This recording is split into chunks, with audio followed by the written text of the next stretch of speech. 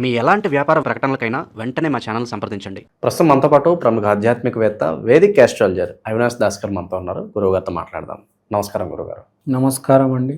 ఓం నమ శివాయ, ఓం నమో వెంకటేశాయ. గురుగారు, మార్చి నెల విశేషంగా మకర రాశి వాళ్ళకి ఏ విధంగా ఉండబోతుంది? ఈ 3వ తారీఖు వచ్చే గ్రహణం వీళ్ళకి మరి ప్లస్ అంటారా, మైనస్ అంటారా? ఎలాంటి జాగ్రత్తలు తీసుకోవాలి? ప్రభావం ఎన్ని రోజులు ఉంటుందంటారు? ఉగాది రోజు ఏం చేస్తే బాగుంటుంది? ఈ మాసం ఓవరాల్గా ఎట్లాంటి జాగ్రత్తలు తీసుకోవాలి? మకర రాశి, మకర రాశికి చాలా విశేషంగా ఉంది. ఈ గ్రహణం అనేది చాలా ఇంపార్టెంట్ రోల్ ప్లే చేస్తుంది వీళ్ళ జీవితంలో. ఎందుకంటే వీళ్ళు చాలా విచిత్రమైన పరిస్థితిలో ఉన్నారు. మనకు బేసికల్గా ఎలా ఉంటుందంటే, ఒకటి అదృష్టం, ఒకటి పరాక్రమం. పరాక్రమం అంటే మన ఊపు, మన పనితత్వం.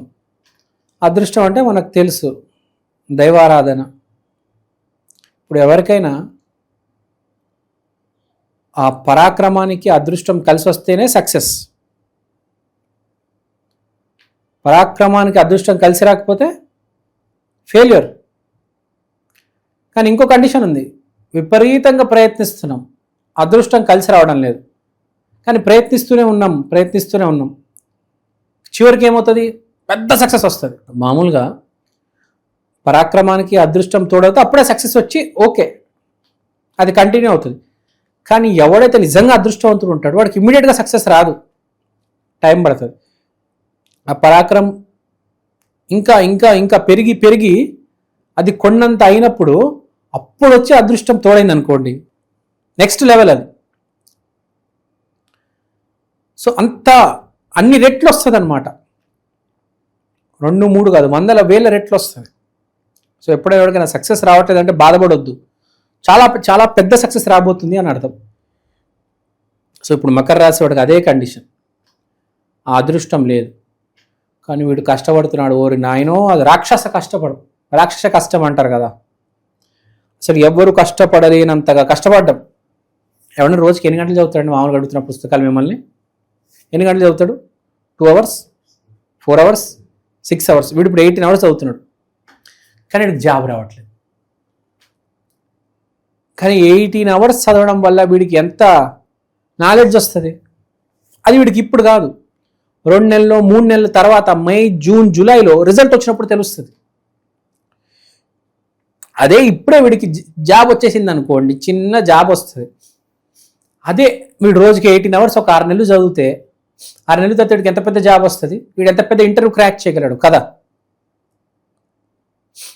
ఇప్పుడు కొడితే 3 లక్షలు 5 లక్షలు ప్యాకేజ్ వస్తుంది.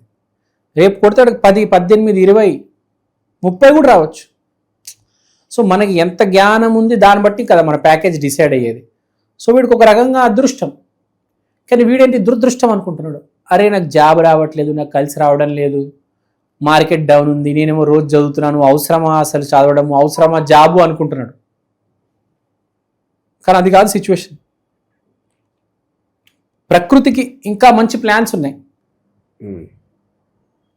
నిన్ను ఎక్కడికో తీసుకెళ్లాలని, పెట్టాలని, నువ్వేమో అసలు ప్రకృతిని చీదరిస్తున్నావు. సో అది వ్యాపారం అవ్వచ్చు, జాబ్ అవ్వచ్చు.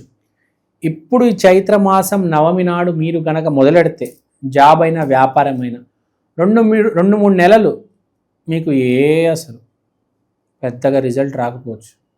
కానీ 3 మంత్స్ తర్వాత, 6 మంత్స్ తర్వాత మంచి రిజల్ట్ వస్తుంది. మకర రాశి వాళ్ళకి స్పెషల్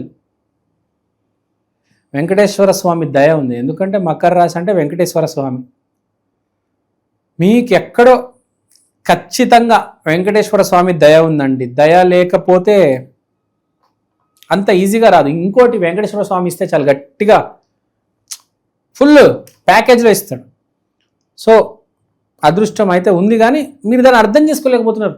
సమయాన్ని అర్థం చేసుకునేవాడు గొప్ప. ఇప్పుడు డాక్టర్ల దగ్గరికి, ఆస్ట్రాలజర్ దగ్గరికి ఎందుకు పోతారంటే సమయాన్ని అర్థం చేసుకోవడానికి. నాకు ఎప్పుడు జాబ్ వస్తుంది, ఎప్పుడు వ్యాపారం ఎప్పుడు నడుస్తుంది, పెళ్ళి ఎప్పుడు అవుతుంది, ఒక ఆస్ట్రాలజర్ దగ్గరికి వెళ్తే తెలుస్తుంది.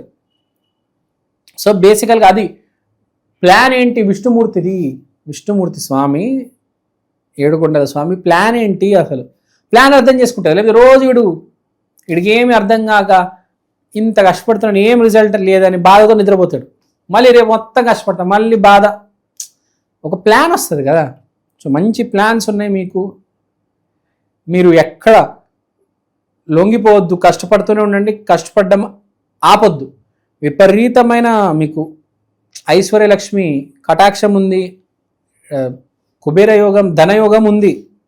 అన్ఎక్స్పెక్టెడ్గా వస్తుంది, చాలా పెద్ద మోతాదులో వస్తుంది. ఇప్పుడు కనుక ఈ చైత్ర మాసంలో స్టార్ట్ చేసినట్టుగా 3 నెలల తర్వాత మే జూన్లో ఎస్పెషల్లీ మంచి అవకాశం వస్తుందండి. నీ జన్మ జాతకం కనుక కొంచెం బలం ఉన్నా చాలు అబ్బా. విపరీతమైన బలమే అవసరం లేదు, కొంచెం బలం ఉన్నా చాలు. నీకు ₹1,00,000 నెలకు వచ్చే ఉద్యోగం కంపల్సరీ. నువ్వు ఎన్ఆర్ఐ అయినా అవ్వచ్చు, అక్కడ నీకు జాబ్ దొరకకపోయినా దొరుకుతుంది నీకు మే జూన్లో జాబ్. మార్కెట్స్ రికవర్ అవుతాయి, నీకు మే జూన్లో జాబ్ వస్తుంది. ఇప్పుడు కష్టపడే సమయం, ఇప్పుడు కష్టపడు. నీకు 3 నెలల తర్వాత జాబ్ రాబోతుంది. వ్యాపారం చేసే వాళ్ళకి కూడా అదే నా సూచన. వెయిట్ ఫర్ 3-4 మంత్స్, అప్పుడు మీరు ఇన్వెస్ట్మెంట్స్ గట్టిగా చేయొచ్చు. ఇప్పుడు ఏదో రొటేషన్ చేసుకోండి. 3-4 మంత్స్ తర్వాత మంచి సక్సెస్ ఉంది మకర రాశి వాళ్ళకి. బేసికల్గా ఇది. నేను రెమెడీస్ చెప్దాం. నమస్కారం అండి, నేను మీ ఫేవరెట్ ఆస్ట్రాలజర్ అవినాష్ దాస్ మాట్లాడుతున్నాను. ఇవాళ నేను మీకోసం ఈక్షన్ ఆస్ట్రో వాల్ క్లాక్ తీసుకొచ్చాను. అంటే మీ కళ్ళెదురుగా ఉండే పంచాంగం. దీంట్లో మీరు రాశి, నక్షత్రం, తిథి, మంచి సమయము, యమగండాలు ఇవన్నీ చూడొచ్చు. దీంతో పాటు దేవుడి బొమ్మలు, శివయ్య, ఆంజనేయ స్వామి, వెంకటేశ్వర స్వామి. సో ఈ వాచ్ అనేది చాలా యూనిక్ వాచ్. ఇది ఇండియాలో ఫస్ట్ ఆఫ్ ఇట్స్ కైండ్ అండి. ఇలాంటి వాచ్ ఇప్పుడు దాకా రాలేదు. This is our first version. దీని తర్వాత 2.0, 3.0 అని touch screen versions, digital versions చాలా రాబోతున్నాయి. దీంట్లో జరిగే డిజిటల్ ప్రోడక్ట్ ఇంప్రూవ్మెంట్, దీంట్లో జరిగే రీసెర్చ్ ఇప్పుడు దాకా ఇండియాలో ఫస్ట్ టైం అండి ఇది రావడం. ఈ వాచ్ మీరు ఇంట్లో పెట్టుకుంటే మీకు ఏ క్యాలెండర్ అవసరం లేదు. ప్రతి సంవత్సరం క్యాలెండర్ కొనడం, ప్రతి ఉగాదికి క్యాలెండర్ కొనడం, అవి ఏమీ అవసరం లేదు. రెమెడీస్ గురించి మాట్లాడితే మనకు ఒకటి, మకర రాశి అంటే వెంకటేశ్వర స్వామి. ఇప్పుడు హైదరాబాద్లో ఉన్నారనుకోండి, లేకపోతే తిరుపతిలో ఉన్నారనుకోండి, టీటీడీ టెంపుల్కి వెళ్తే చాలు. లేరు బయట మీరు యూఎస్ఏలో ఉన్నారంటే మీకు ఉంటుంది, అక్కడ కూడా టెంపుల్స్ ఉంటాయి. వెంకటేశ్వర స్వామి సంబంధించిన చాలా టెంపుల్స్ ఉన్నాయి అమెరికాలో కూడా. అక్కడ కూడా మీరు ఒక డ్రైవ్ చేసుకుంటూ వెళ్తే స్వామిని దర్శించుకోవండి.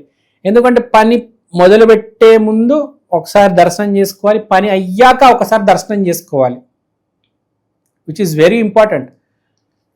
2 చేతులు ఎత్తి ఇట్లా నమస్కారం పెట్టాలి, వెరీ ఇంపార్టెంట్.